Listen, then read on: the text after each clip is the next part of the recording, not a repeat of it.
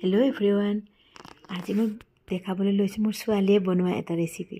প্ৰথমতে দেখিছেনে চিকেন লৈ লৈছোঁ আৰু ইয়াতে লৈ লৈছে তাই পিঁয়াজ অলপ সৰহকৈ লৈ লৈছে। এতিয়া চাওক কেৰাহী এটা গৰম কৰিছে আৰু অকণমান ৰিফাইন দি ইয়াতে পিঁয়াজখিনি এনেকৈ দি দিছে। এয়া চাওক ইয়াতে ডাঙৰ পিঁয়াজ 3টা দি দিছে তাই আৰু এইখিনি ধুনীয়াকৈ কম জুইত ভাজি লৈছে। ৰিফাইন মাত্ৰ 2 চামুচ দিছে, বেছি দিয়া নাই হা। আৰু ইয়াতে দি দিছে এতিয়া তাই মগজ, কাজু আৰু খিচমিচ, এইখিনি দেখিছেনে? এয়া চাওক আৰু ইয়াতে দি দিছে 4-5টা ইলাচি আৰু এটুকুৰা ডাঙৰ দালচেনি আৰু লগত দিছে 4 ফুটা নহৰু। এতিয়া এইখিনি ধুনীয়াকৈ ফ্ৰাই কৰি লৈছে। বহুত বেছি ফ্ৰাই কৰিব নালাগে, জাষ্ট কেঁচা ভাৱটো গুচি গ'লে হ'ল। আৰু এইখিনি চাওক নমাই লৈ ঠাণ্ডা হ'বলৈ দিছে। এতিয়া কেৰাহীত ৰিফাইন তেল দি দিছে আৰু ইয়াতে মাংসখিনি অকণমান ফ্ৰাই কৰি লৈছে।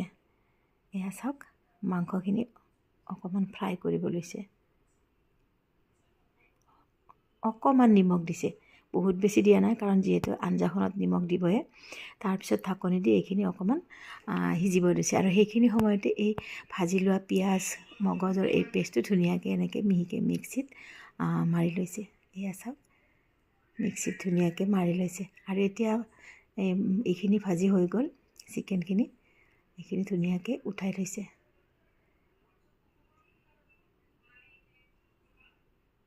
এতিয়া তেলত অকণমান ৰং গুড়া দি দিছে, হালধি গুড়া, আৰু ইয়াতে মছলাখিনি দি দিছে।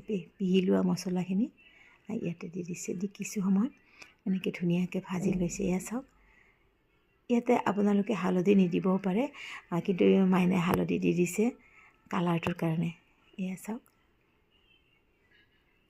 মছলাখিনি খুব ধুনীয়াকৈ এনেকৈ ভাজি লৈছে আৰু ইয়াতে এতিয়া নিমখ আন্দাজমতে দি দিছে। তাৰপিছত এয়া ভাজি থোৱা চিকেনখিনি ইয়াতে দি দিছে। দেখিছেনে কালাৰটো কিমান ধুনীয়া হৈছে? এয়া চাওক অকণমান চেনি দি দিছে ইয়াতে, যিহেতু এইটো চিকেন কুৰ্মা হয়, তো অকণমান মিঠা মিঠা ভাৱটো থাকিলে আঞ্জাখন খাবলৈ বহুত টেষ্টি হয়। আৰু দি দিছে ইয়াতে অকণমান পানী আপোনালোকে নিজৰ ইচ্ছামতে দিব পাৰে, গ্ৰেভিটো কেনেকুৱা কৰে। এয়া চাওক আমাৰ চিকেন কুৰ্মা হৈ গ'ল।